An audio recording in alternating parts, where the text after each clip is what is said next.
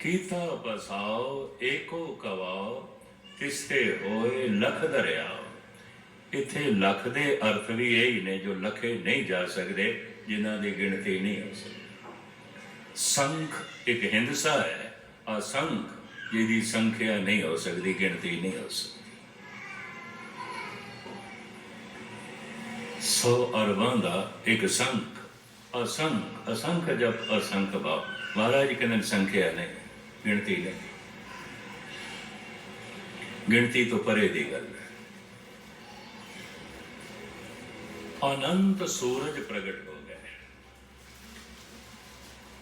उसे कवाव तो, उसे बोल तो हुण सवाल पैदा होंदा है, वो बोल की सी, आवाज की सी। इस आवाज नूं सारे अवतारी पुरुषां ने बयान किया, दसे। मुहम्मद साहब भी दसते हैं, ईसा भी दसते हैं, जैन धर्म के बानी स्वामी महावीर भी दसते हैं, सनातन मत के उपनिषदां के ऋषि भी दसते हैं, भगत कबीर भी दसते हैं, गुरु नानक धन गुरु गोबिंद सिंह जी महाराज भी दसते हैं। पर सारे शब्द की रूपरेखा वख वख बयान करते, एक नहीं। मुहम्मद साहब कहते ने वो शब्द कुन से, कुन कुन नाम दी धुन होई ते जगत बन गया। ये हुणे जद 400 साल धन गुरु ग्रंथ साहब जी महाराज का प्रकाश दिहाड़ा मनाया गया, ये बहुत बड़े पद्धर ते अमृतसर मनाया गया। सारे बाजार गलियां पैक सन, कितों लंघ भी नहीं सकता सी बंदा। पंडाल शहर तो बाहर नीव अमृतसर दे जो बनाया सी, मैं बड़े यत्नां नाल उत्थे पहुंचिया, अगलियां ने मैनू पहुंचाया, नहीं पहुंच सकता सी। बोलण लई दलाई लामा जी भी आए। इस वक्त हजरत निजामुद्दीन दी दरगाह दे जो औलिया ने, मजौर ने, वह भी आए। हिंदू धर्म दे चोटी दे जो जिम्मेवार संत ने, वो भी पहुंचे।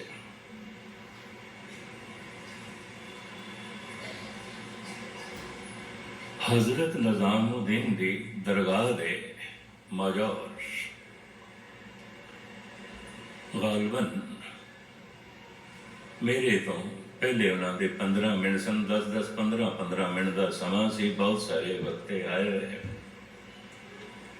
वो कहने लगे खुदा तो एक आवाज हुई और ये दुनिया आलमे वजूद में आई। उन्होंने लफ्ज खुदा से एक आवाज हुई और ये दुनिया आलमे वजूद में आई। उन्होंने 2 शब्द होर भी कहे, वो भी महज कर दें।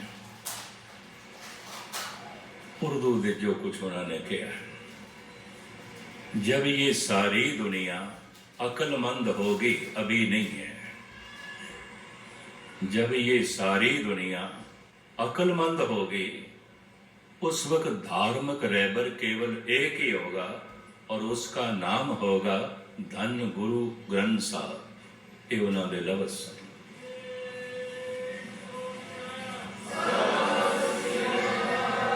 कहने लगे अजय दुनिया इतनी सियाणी नहीं है। बुजुर्ग सन काफी, मैं समझदा 90 के नेड़े जरूर होंगे। क्यों? वो खुद उठ बैठ नहीं सकते सन, चारा ने उठाया बिठाया। बुजुर्ग सन और बड़े सियाने, बड़े सुलझे हुए, बड़ी कीमतियां गल्लां उन्होंने आखियां और आखिया संसार बने खुदा दी आवाज तो, खुदा दे बोल तो। मुहम्मद साहब कहते ने वो आवाज से कुन, ईसा भी ऐसा कहते हैं, पर शब्द की रूपरेखा अलग दसते ने। वो शब्द सी लोगोस। उपनिषदां दे 108 उपनिषदां ने, ਜਿਹਦੇ 'ਚ ਗਾਲਬਨ 60-65 ਦੇ ਕਰੀਬ ਐਸਾ ਕਹਿੰਦੀਆਂ ਨੇ ਉਪਨਿਸ਼ਦਾਂ, ਉਹ ਸ਼ਬਦ ਸੀ ਓਅੰਕਾਰ। ਬਾਕੀ ਕਹਿੰਦੇ ਨੇ ਉਹ ਸ਼ਬਦ ਸੀ ਓਮ। ਓਮ ਭਗਤ ਕਬੀਰ 52 ਅਖਰੀ ਸ੍ਰੀ ਕਬੀਰ ਜੀ, ਧੰਨ ਗੁਰੂ ਗ੍ਰੰਥ ਸਾਹਿਬ ਜੀ ਮਹਾਰਾਜ ਦੇ ਦਰਜ ਹੈ। ਕਬੀਰ ਕਹਿੰਦੇ ਨੇ ਓੰਕਾਰ ਆਦਿ ਮੈਂ ਜਾਣਾ, ਲਿਖਿਆ ਰਮੇਟੇ ਤਾਹੇ ਨਾ ਗਾਣਾ। ਓੰਕਾਰ ਆਦਿ ਸ਼ਬਦ ਹੈ, ਬ੍ਰਹਿਮੰਡ ਦੀ ਪਹਿਲੀ ਆਵਾਜ਼ ਹੈ। ਇਹ ਪਹਿਲਾ ਸ਼ਬਦ ਹੈ, ਪਹਿਲੀ ਆਵਾਜ਼ ਹੈ। ਇਸੇ ਤੋਂ ਸੰਸਾਰ ਹੋਇਆ ਹੈ। ਓੰਕਾਰ ਆਦਿ ਮੈਂ ਜਾਣਾ, ਲਿਖਿਆ ਰਮੇਟੇ ਤਾਹੇ ਨਾ ਗਾਣਾ। ਓੰਕਾਰ ਲਿਖ ਦੋ, ਮਿਟਾ ਦੋ, ਇਤਨਾ ਨਹੀਂ। ਕਬੀਰ ਕਹਿੰਦੇ ਨੇ ਓੰਕਾਰ ਦੀ ਧੁਨ ਬ੍ਰਹਿਮੰਡ ਦੇ ਵਿੱਚ ਮੌਜੂਦ ਹੈ।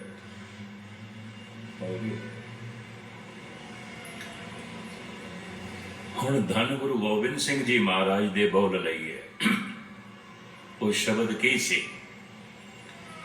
ਜਿਸ ਤੋਂ ਅਰਬਾਂ ਖਰਬਾਂ ਸੂਰਜ ਪ੍ਰਗਟ ਹੋਏ, ਧੁੰਦ ਪਾਣੀ ਬਣ ਗਈ, ਔਰ ਇਹ ਜ਼ਮੀਨ ਸੂਰਜ ਦਾ ਟੁਕੜਾ, ਇੱਕ ਇੱਕ ਸੂਰਜ ਦੇ ਕਈ ਕਈ ਟੁਕੜੇ ਹੋਏ। ਪਾਣੀ ਦੇ ਵਿੱਚ ਇਹ ਟੁਕੜਾ ਅਨੰਤ ਕਾਲ ਤੱਕ ਰਹਿਣ ਕਰਕੇ ਇਹਦਾ ਉੱਪਰ ਦਾ ਭਾਗ ਜਿਹੜਾ ਠੰਡਾ ਹੋਇਆ, ਉਹ ਪੱਥਰ ਦੇ ਰੂਪ ਦੇ ਪ੍ਰਗਟ ਹੋਇਆ। ਆਕਾਰ ਰੂਪ ਦੇ ਪਹਿਲੇ ਕੀ ਸੀ? ਪੱਥਰ। ਪੱਥਰ। ਉਹ ਸ਼ਬਦ ਪਹਿਲਾ ਕੀ ਸੀ ਜਿਸ ਤੋਂ ਇਤਨਾ ਚਾਨਣ ਹੋ ਗਿਆ, ਇਤਨੇ ਸੂਰਜ ਹੋ ਗਏ, ਔਰ ਇੱਕ ਇੱਕ ਸੂਰਜ ਦੇ ਕਈ ਕਈ ਟੁਕੜੇ। ਧੰਨ ਗੁਰੂ ਗੋਬਿੰਦ ਸਿੰਘ ਜੀ ਮਹਾਰਾਜ ਫਰਮਾਨ ਕਰਦੇ ਨੇ, ਤੁਹਾਡੇ ਵਿੱਚੋਂ ਜਿਹੜੇ ਜਾਪ ਸਾਹਿਬ ਪੜ੍ਹਦੇ ਹੋਣਗੇ, ਬੜੀ ਅਗੰਮੀ ਬਾਣੀ ਹੈ ਜ਼ਰਾ ਔਖੀ ਇਸ ਵਾਸਤੇ, ਅਰਬੀ, ਫਾਰਸੀ ਤੇ ਸੰਸਕ੍ਰਿਤ ਤਿੰਨਾਂ ਭਾਸ਼ਾਵਾਂ ਦਾ ਜੋੜ ਹੈ ਤੇ ਤਿੰਨੇ ਹੀ ਵਿਖੜੀਆਂ ਨੇ। ਇਸ ਵਾਸਤੇ ਮੈਂ ਦੇਖਿਆ ਸਾਰੀਆਂ ਬਾਣੀਆਂ ਕਈਆਂ ਨੂੰ ਕੰਠ ਹੋ ਜਾਂਦੀਆਂ, ਜਾਪ ਸਾਹਿਬ ਨਹੀਂ ਆਉਂਦਾ, ਵਿਖਣਾ ਔਖਾ ਹੈ। ਤੇ ਸਾਰੇ ਜਾਪ ਸਾਹਿਬ ਦੇ ਕੀ ਹੈ? ਪ੍ਰਭੂ ਦੇ ਸਰੂਪਾਂ ਨੂੰ ਨਮਸਕਾਰ ਹੈ। ਨਮਸਤੰ ਅਕਾਲੇ, ਨਮਸਤੰ ਕਿਰਪਾਲੇ, ਨਮਸਤੰ ਅਰੂਪੇ, ਨਮਸਤੰ ਅਨੂਪੇ। ਸਾਰੇ ਛੰਦਾਂ ਦੇ ਨਮਸਕਾਰ ਹੈ। ਨਮੋ ਸੂਰਜ ਸੂਰਜੇ, ਨਮੋ ਚੰਦਰ ਚੰਦਰੇ, ਨਮੋ ਰਾਜ ਰਾਜੇ, ਨਮੋ ਇੰਦਰ ਇੰਦਰੇ, ਨਮੋ ਅੰਧਕਾਰੇ, ਨਮੋ ਤੇਜ ਤੇਜੇ, ਨਮੋ ਬ੍ਰਿੰਦ ਬ੍ਰਿੰਦੇ, ਨਮੋ ਬੀਜ ਬੀਜੇ, ਨਮੋ ਨਮਸਕਾਰ ਨਮਸਕਾਰ। ਸਾਰੇ ਚੰਦਾਂ ਦੇ ਵਿੱਚ ਮਲੇਸ਼ੀਆ ਦੀ ਗੱਲ ਹੈ, ਗਾਲਬਨ 30-35 ਸਾਲ ਪੁਰਾਣੇ। ਬਾਹਰ ਦੇਸ਼ਾਂ 'ਚ ਸ਼ਾਮ ਨੂੰ ਹੀ ਸਤਸੰਗ ਆਉਂਦਾ, ਸਵੇਰੇ ਨਹੀਂ। ਹੁਣ ਸਹਿਜੇ ਸਹਿਜੇ ਭਾਰਤ 'ਚ ਵੀ ਇਸ ਤਰ੍ਹਾਂ ਹੋਣ ਲੱਗ ਪਿਆ, ਸਵੇਰੇ ਕਿਸੇ ਕੋਲ ਟਾਈਮ ਕੋਈ ਨਹੀਂ, ਭਾਵੇਂ ਗੁਰੂ ਅੰਮ੍ਰਿਤ ਵੇਲਾ ਆਖਦਾ ਤੇ ਆਖੇ ਪਿਆ। ਸਿਲਸਿਲਾ ਇੱਥੇ ਵੀ ਸ਼ਾਮ ਦਾ ਹੀ ਹੁੰਦਾ ਜਾ ਰਿਹਾ। ਬਾਹਰ ਦੇਸ਼ਾਂ 'ਚ ਤੇ ਸਵੇਰੇ ਕੋਈ ਆਉਂਦਾ ਹੀ ਨਹੀਂ ਗੁਰਦੁਆਰੇ, ਸ਼ਾਮੇ ਤੋ ਸਵੇਰੇ ਨਿਤਨੇਮ ਤੋਂ ਬਾਅਦ ਮੈਂ ਵੇਲਾ ਸੀ ਇੱਕ ਦਫਾ ਐਵੇਂ ਪੁਰਨਾ ਆਇਆ। ਦੇਖੀਏ ਤੇ ਸਹੀ ਜਾਪ ਸਾਹਿਬ ਦੇ ਨਮੋ ਨਮੋ ਨਮਸਕਾਰ, ਨਮਸਤੰ ਨਮਸਤੰ, ਬਾਰ ਬਾਰ ਸਤਿਗੁਰ ਨਮਸਕਾਰ ਕਰਦੇ ਨੇ, ਕਿਤਨੇ ਰੂਪਾਂ ਨੂੰ ਔਰ ਕਿਤਨੀ ਦਫਾ। ਮੈਂ ਅਰਜ਼ ਕਰਦੇ ਹਾਂ, ਇਹ ਮੈਂ ਗਿਣਤੀ ਆਰੰਭ ਕੀਤੀ। ਹੋ ਸਕਦਾ ਹੈ ਮੈਂ ਐਸਾ ਦਾਵਾ ਨਹੀਂ ਕਰਦਾ ਕਿ ਮੇਰੀ ਗਿਣਤੀ ਸਹੀ ਹੋਵੇ। ਮੈਨੂੰ 3 ਦਿਨ ਲੱਗੇ ਸਨ ਗਿਣਤੀ ਕਰਨ ਦੇ ਵਿੱਚ। 1100 ਦਫਾ ਸਤਿਗੁਰੂ ਨੇ ਨਮਸਕਾਰ ਕੀਤੀ ਹੈ, 1100 ਰੂਪਾਂ ਨੂੰ ਕੀਤੀ ਹੈ। ਇੱਕ ਦਫਾ ਜਾਪ ਸਾਹਿਬ ਦਾ ਹਿਰਦਾ ਲਾ ਕੇ ਪਾਠ ਕਰ ਦਈਏ, ਪਰਿਪੂਰਨ ਪ੍ਰਮਾਤਮਾ ਨੂੰ 1100 ਦਫਾ ਮੱਥਾ ਟੇਕਿਆ ਗਿਆ। ਉਹਦੇ 1100 ਸਰੂਪਾਂ ਕੁਛ ਰਸਕ ਤੇ ਮੈਨੂੰ ਇੰਜ ਵੀ ਮਿਲੇ ਨੇ। ਇੱਕੋ ਹੀ ਛੰਦ ਕਾਫੀ ਹੈ, ਹਿਰਦਾ ਲਾ ਕੇ ਪੜ੍ਹੀਏ, ਮਨ ਅਕਾਲ ਪੁਰਖ ਨਾਲ ਜੁੜ ਜਾਂਦਾ ਹੈ। ਇੱਕ ਛੰਦ ਦੇ ਵਿੱਚ ਇਤਨੀ ਬਰਕਤ ਹੈ। ਇੱਕ ਛੰਦ ਵੀ ਇਤਨੀ ਅਗੰਮੀ ਦੁਨੀਆ ਦੇ ਦਰਵਾਜ਼ੇ ਖੋਲ ਦਿੰਦਾ। ਜਾਪ ਸਾਹਿਬ ਦਾ ਬੋਲ, ਉਹ ਪਹਿਲਾ ਸ਼ਬਦ, ਪਹਿਲੀ ਆਵਾਜ਼ ਕੀ ਸੀ ਜਿਸ ਤੋਂ ਸੰਸਾਰ ਬਣਿਆ? ਜਿਸ ਤੋਂ ਅਰਬਾਂ ਖਰਬਾਂ ਸੂਰਜ ਪ੍ਰਗਟ ਹੋ ਗਏ। ਧੰਨ ਗੁਰੂ ਗੋਬਿੰਦ ਸਿੰਘ ਜੀ ਮਹਾਰਾਜ ਫਰਮਾਨ ਕਰਦੇ ਨੇ, ਓੰਕਾਰ ਆਦ ਕਥਨੇ ਅਨਾਦ। ਅਨਾਦਿ ਕਥਨੇ ਹੈ, ਆਦ ਬੋਲ ਹੈ, ਪਹਿਲਾ ਬੋਲ ਹੈ ਕਿ ਓੰਕਾਰ। ਇਹ ਪਹਿਲੀ ਆਵਾਜ਼ ਹੈ। ਇਸ ਤੋਂ ਪਹਿਲੇ ਆਵਾਜ਼ ਦੀ ਦੁਨੀਆ ਨਹੀਂ ਸੀ। ਇਸ ਤੋਂ ਪਹਿਲੇ ਸ਼ਬਦ ਦੀ ਦੁਨੀਆ ਨਹੀਂ ਸੀ। ਇਸ ਤੋਂ ਪਹਿਲਾ ਧੁਨ ਨਹੀਂ ਸੀ। ਮਹਾਰਾਜ ਕਹਿੰਦੇ ਨੇ, ਓੰਕਾਰ ਆਦ ਕਥਨੇ ਅਨਾਦ। ਇਹ ਅਨਾਦਿ ਕਥਨੇ ਹੈ ਔਰ ਆਦ ਬੋਲ ਪਹਿਲਾ ਬੋਲ ਹੈ ਔਰ ਅਨਾਹਦ ਹੈ। ਇੱਕ ਆਹਤ ਬੋਲ ਹੁੰਦਾ ਹੈ, ਇੱਕ ਅਨਾਹਦ ਹੁੰਦਾ ਹੈ। ਆਹਤ ਜੋ ਚੋਟ ਨਾਲ ਪੈਦਾ ਹੋਵੇ, ਟਕਰਾਓ ਨਾਲ ਜਿਹੜੀ ਆਵਾਜ਼ ਪੈਦਾ ਹੋਵੇ, ਉਹਨੂੰ ਆਹਤ ਸ਼ਬਦ ਕਹਿੰਦੇ ਨੇ। ਪੱਥਰ ਨਾਲ ਪੱਥਰ ਟਕਰਾਵੇ, ਧਾਤੂਆਂ ਨਾਲ ਧਾਤੂਆਂ ਟਕਰਾਉਣ, ਪਵਨ ਦਰਖਤਾਂ ਨਾਲ ਟਕਰਾਵੇ, ਪਾਣੀ ਪੱਥਰਾਂ ਨਾਲ ਟਕਰਾਵੇ। ਅਸੀਂ ਜੋ ਬੋਲਦੇ ਹਾਂ, ਪਵਨ ਨਾਭੀ ਨਾਲ ਟਕਰਾਉਂਦੀ ਹੈ ਤੇ ਆਵਾਜ਼ ਆਉਂਦੀ ਹੈ। ਇਹ ਸਾਰੇ ਬੋਲ ਆਵਾਜ਼ਾਂ ਆਹਤ ਕਹਿਲਾਉਂਦੀਆਂ ਨੇ। ਉਹ ਜੋ ਓੰਕਾਰ ਦੀ ਧੁਨ ਹੈ, ਅਨਾਹਦ ਹੈ। ਇਹ ਦੋ ਚੀਜ਼ਾਂ ਦੇ ਟਕਰਾਓ ਤੋਂ ਨਹੀਂ ਪੈਦਾ ਹੋਈ। ਪਰਮਾਤਮਾ ਦੇ ਅਖਰੀ ਅਰਥ ਨੇ ਪਰਮ ਆਤਮਾ, ਪਰਮ ਚਾਨਣ, ਪਰਮ ਪ੍ਰਕਾਸ਼। ਇਹ ਪਰਮ ਪ੍ਰਕਾਸ਼ ਤੋਂ ਧੁਨ ਆਈ ਹੈ, ਸਿੱਧੀ ਆਈ ਹੈ। ਇਹ ਆਹਤ ਸ਼ਬਦ ਨਹੀਂ ਹੈ, ਅਨਾਹਦ ਹੈ। ਆਦ ਅਨੇਕ, ਅਨਾਦ ਅਨਾਹਤ, ਜੁਗ ਜੁਗ ਏਕੋ ਵੇਸ। ਇਹ ਅਨਾਹਦ ਸ਼ਬਦ ਕੀ ਸੀ? ਓੰਕਾਰ ਆਦ ਕਥਨੇ ਅਨਾਦ। ਇਸੇ ਨੂੰ ਧੰਨ ਗੁਰੂ ਨਾਨਕ ਦੇਵ ਜੀ ਮਹਾਰਾਜ ਲੰਬੀ ਚੌੜੀ ਬਾਣੀ, ਗੁਰੂ ਗ੍ਰੰਥ ਸਾਹਿਬ ਜੀ ਮਹਾਰਾਜ ਦੇ ਲੰਬੀਆਂ ਬਾਣੀਆਂ, ਗੁਰੂ ਨਾਨਕ ਦੀ ਜਪਜੀ ਸਾਹਿਬ, ਸਿੱਧ ਗੋਸ਼ਟ, ਸ਼ਲੋਕ 12 ਤੋਂ ਵਧੇਕ ਹੈ, ਤੁਖਾਰੀ 12 ਮਾਹ ਹੈ। ਉੱਥੇ ਧੰਨ ਗੁਰੂ ਨਾਨਕ ਦੇਵ ਜੀ ਮਹਾਰਾਜ ਦੀ ਲੰਬੀ ਬਾਣੀ ਹੈ ਓੰਕਾਰ। ਓੰਕਾਰ ਰਾਮਕਲੀ ਰਾਗ ਦੇ ਵਿੱਚ। ਇਹਦਾ ਹੈਡਿੰਗ ਇਸ ਤਰ੍ਹਾਂ ਹੈ, ਦੱਖਣੀ ਓੰਕਾਰ, ਭਾਵ ਰਾਮਕਲੀ ਦੱਖਣੀ। ਜਿਹੜੀ ਦਕਸ਼ਨ ਭਾਰਤ ਦੇ ਵਿੱਚ ਰਾਮਕਲੀ ਗਾਇਨ ਕੀਤੀ ਜਾਂਦੀ ਹੈ, ਉਹ ਰਾਗ ਚੜਾਇਆ ਹੈ। ਉਸ ਰਾਗ ਦੇ ਸਤਿਗੁਰਾਂ ਨੇ ਗਾਈ ਹੈ। ਇਹ ਬਾਣੀ ਇੱਥੋਂ ਆਰੰਭ ਹੁੰਦੀ ਹੈ, ਓੰਕਾਰ ਬ੍ਰਹਮਾ ਉਤਪਤ, ਓੰਕਾਰ ਕੀਆ ਜਨ ਚਿਤ, ਓੰਕਾਰ ਸੈਲ ਜੁਗ ਵੈ, ਓੰਕਾਰ ਵੇਦ ਨਿਰਵੈ। ਸਾਰਾ ਪਸਾਰਾ ਓੰਕਾਰ ਦੀ ਧੁਨ ਤੋਂ ਹੈ। ਇਹ ਓੰਕਾਰ ਬਾਣੀ ਜੋ ਲੰਬੀ ਚੌੜੀ ਹੈ, ਕਿੱਥੇ ਉਚਾਰਨ ਕੀਤੀ? ਆਪ ਦੀ ਗਿਆਤ ਲਈ ਅਰਜ਼ ਕਰਾਂ, ਭਾਰਤ ਦੇ ਵਿੱਚ ਇੱਕ ਤੀਰਥ ਹੈ, ਇੰਦੌਰ ਤੋਂ 40 ਮੀਲ ਦੀ ਦੂਰੀ ਤੇ। ਉਸ ਤੀਰਥ ਦਾ ਨਾਂ ਹੈ ਓੰਕਾਰ। ਸ਼ਹਿਰ ਦਾ ਨਾਂ ਹੈ ਓੰਕਾਰ। ਮੰਦਰ ਦਾ ਨਾਂ ਹੈ ਓੰਕਾਰ। ਰੇਲਵੇ ਸਟੇਸ਼ਨ ਦਾ ਨਾਂ ਹੈ ਓੰਕਾਰ। ਉਸੇ ਮੰਦਰ ਤੋਂ ਕੋਈ 100 ਗਜ਼ ਦੀ ਦੂਰੀ ਤੇ ਵਿਦਿਆਲਾ ਸੀ, ਜਿੱਥੇ ਬ੍ਰਾਹਮਣਾਂ ਨੂੰ 6 ਸ਼ਾਸਤਰ ਪੜ੍ਹਾਏ ਜਾਂਦੇ ਸਨ, ਵੇਦ ਪੜ੍ਹਾਏ ਜਾਂਦੇ ਸਨ, ਉਪਨਿਸ਼ਦਾਂ ਪੜ੍ਹਾਈਆਂ ਜਾਂਦੀਆਂ ਸੀ। ਉਸੇ ਵਿਦਿਆਲੇ ਦੇ ਸਤਿਗੁਰਾਂ ਨੇ ਇੱਕ ਬਾਣੀ ਉਚਾਰਨ ਕੀਤੀ। ਉਸ ਬਾਣੀ ਦਾ ਨਾਂ ਹੈ ਓੰਕਾਰ। ਧੰਨ ਗੁਰੂ ਗ੍ਰੰਥ ਸਾਹਿਬ ਦੇ ਦਰਜ ਹੈ, ਓੰਕਾਰ ਬ੍ਰਹਮਾ ਉਤਪਤ, ਓੰਕਾਰ ਕੀਆ ਜਨ ਚਿਤ, ਓੰਕਾਰ ਸੈਲ ਜੁਗ ਵੈ, ਓੰਕਾਰ ਵੇਦ ਨਿਰਵੈ। ਜਿੱਥੇ ਇਹ ਬਾਣੀ ਉਚਾਰਨ ਕੀਤੀ, ਅੱਜ ਉੱਥੇ ਹੈ ਗੁਰਦੁਆਰਾ ਓੰਕਾਰ। ਮੰਦਰ ਦਾ ਨਾਂ ਹੈ ਓੰਕਾਰ। ਸਾਰੇ ਤੀਰਥ ਤੇ ਸ਼ਹਿਰ ਦਾ ਨਾਂ ਹੈ ਓੰਕਾਰ। ਰੇਲਵੇ ਸਟੇਸ਼ਨ ਦਾ ਨਾਂ ਹੈ ਓੰਕਾਰ। ਆ ਸਾਰੇ ਕਦੀਮਾਂ ਦੇ ਮਾਹਿਰੀਨ ਐਸਾ ਦੱਸਦੇ ਨੇ, ਇਹ ਮੰਦਰ ਘੱਟ ਤੋਂ ਘੱਟ 4000 ਸਾਲ ਪੁਰਾਣਾ ਹੋਣਾ ਚਾਹੀਦਾ ਹੈ, ਇੰਝ ਕਹਿੰਦੇ ਨੇ। ਕਿਉਂਕਿ ਪਹਾੜ ਨੂੰ ਤਰਾਸ਼ ਕੇ ਬਣਾਇਆ ਗਿਆ ਹੈ। ਕਾਰੀਗਰੀ ਦਾ ਆਪਣਾ ਨਮੂਨਾ ਹੈ। शिव का मंदिर है, शिव जी का मंदिर है, तो मंदिर का नाम है ओंकार। उन्होंने कहते हैं ओंकार। इसका मतलब 4000 साल ये शब्द पुराना है। अद्धे तो ज्यादा उपनिषदां के ऋषि कहते हैं परमात्मा तो एक आवाज हुई कि ओंकार, उसे तो अरबां खरबां सूरज प्रगट हो गए, एक एक सूरज के कई कई टुकड़े बन गए। इसे नु धन गुरु नानक देव जी महाराज कहते ने कीता पसाओ एको कवाओ तिस्ते होए लख दरिया। एक कवाओ तो जिंदगी दे अनंत दरिया चल पे। जीवन का दरिया की है सूरज। इस पृथ्वी ते जितना जीवन चलता पे सूरज करके। अगर सूरज ठंडा पै जाए सब कुछ ठंडा हो जाएगा। मुर्दे की पहचान की होंगी, कहते हाथ पैर ठंडे हो गए, गल खत्म।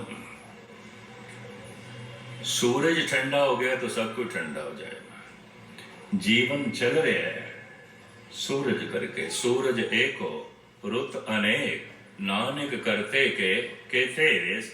ये प्रकृति जो अनेका वेश बदलती है एक सूरज करके। हुण मैं अर्ज करा, एक एक सूरज के जिहड़े कई टुकड़े हुए धुंध पानी बन गई, और ये टुकड़ा जो निरा अग दा गोला सी जिसनों अज धरती कहने सी, अनंत काल तक ये बखदा होया अग दा गोला ही सी। सहजे सहजे इहदा उपरला भाग ठंडा होया। ये जिस रूप दे प्रगट होया पत्थर। जीवन की शुरुआत या इंज कह लो संसार की शुरुआत पत्थरां तो हुई। शुरुआत आद। पत्थर टोटली सुता होया है, परमात्मा पूरा जागे होया है। सुते हुए दी यात्रा है जागना। ये मैं अर्ज करा। पत्थर टोटली सुता होया है। दूसरा ये भी अर्ज करा, पत्थर दा ते परमात्मा दा गौर नाल देखोगे सुभाव इको ही है। तुसी आखोगे मैं की कह रहा। पत्थर नूं भुख प्यास नहीं लगती, परमात्मा नूं भी नहीं लगती। पत्थर नूं दुख सुख नहीं व्यापदा, परमात्मा नूं भी नहीं व्यापदा। सारा दिन पत्थर नूं मत्था टेको, उपमा करो, उन्हें कोई वर नहीं देना। गुस्ताखी माफ, जे निंदा करो तो इस पत्थर ने कोई श्राप नहीं देना। सारे मिलके परमात्मा की उपमा करन, वो कोई वड्डा नहीं हो जाता, फुल नहीं जाता। ते सारे मिलके निंदा करन तो कोई घट नहीं जाता। जे सब मिलके आखण पाए वड्डा ना होवे घाट ना जाए। सुभाव परमात्मा का ते पत्थर का इको कुछ है। ना भुख प्यास पत्थर नूं लगती है, ना परमात्मा नूं। ना दुख सुख पत्थर नूं है, ना परमात्मा नूं। पत्थर संसार तो निर्लेप है बिल्कुल, परमात्मा भी निर्लेप है, लिपायमान नहीं है। पर जमीन आसमान का अंतरा यह है, पत्थर टोटली सुता होया है, परमात्मा पूरा जागे होया है। सतगुर जागता है देर, वो पूरा जागे होया है। कि जागे हुए नाल जागे हुए का संबंध हो सकता है, सुते हुए का नहीं। इनू शेख सादी बड़े आलमाना ढंग नाल बयान करते हैं, खुफ्ता रा खुफ्ता के कुदर निरार। सुता या मनुख सुते नू जगा नहीं सकता, ते सुते हुए का जागे नाल संबंध नहीं जुड़ सकता। सौ रहे है, पत्थर टोटली सुता होया है। इस पत्थर नूं प्रकृति जगांदी है, सहजे सहजे जगांदी है। गुरु ग्रंथ साहब विच ये सारा खुलासा है। कई जन्म सैल गिर करया, सिला सैल पत्थर। ऐ मनुख तेनू पता है, पता नहीं अनंत काल तक तू पत्थर ही से। और कुछ भी नहीं सी, पत्थर। यात्रा पत्थरों तो आरंभ हुई है। और ये सारी उत्पत्ति शब्द तो हुई है, आवाज तो हुई है, ओंकार दी धुन तो हुई है। उत्पत परले शब्दे होवे, शब्दे ही फिर उपत होवे। बड़े ध्यान नाल सुनना, जे शब्द तो आवना होया है, इस जीव दी, इस जीवन दी वापसी भी शब्द तो होगी, बिना शब्द तो नहीं। जैसे दरवाजा है, अगर एक दरवाजा होवे तो जिस दरवाजे दे राही तुसी अंदर प्रवेश किया है, ऐसे दरवाजे राही बाहर जाओगे। शब्द दे राही संसार आया है, वापसी भी शब्द तो गई। उत्पत परले शब्दे होवे, शब्दे ही फिर उपत होवे। एक दूजा निकता भी सुन लो, ये संसार की कथा साड़ी कथा है। तो मैं अर्ज करा, जे सानू अपनी कथा का नहीं पता तो परमात्मा की कथा नहीं समझ सकते। इस वास्ते सतगुरु ने सब कुछ बयान कर दिता है। गुरु नानक देव जी महाराज ने कुछ छिपाया ने, हुण ते सानू इन्ना करना चाहिए। प्यो दादे का खोल डिठा खजाना, ता मेरे मन बयान। हुण ते इस खजाने नू खोलिए। पंचदशी दे मैं एक गाथा पढ़ी सी। एक बुजुर्ग पिता बिस्तरे मरग ते दम तोड़ रहा सी।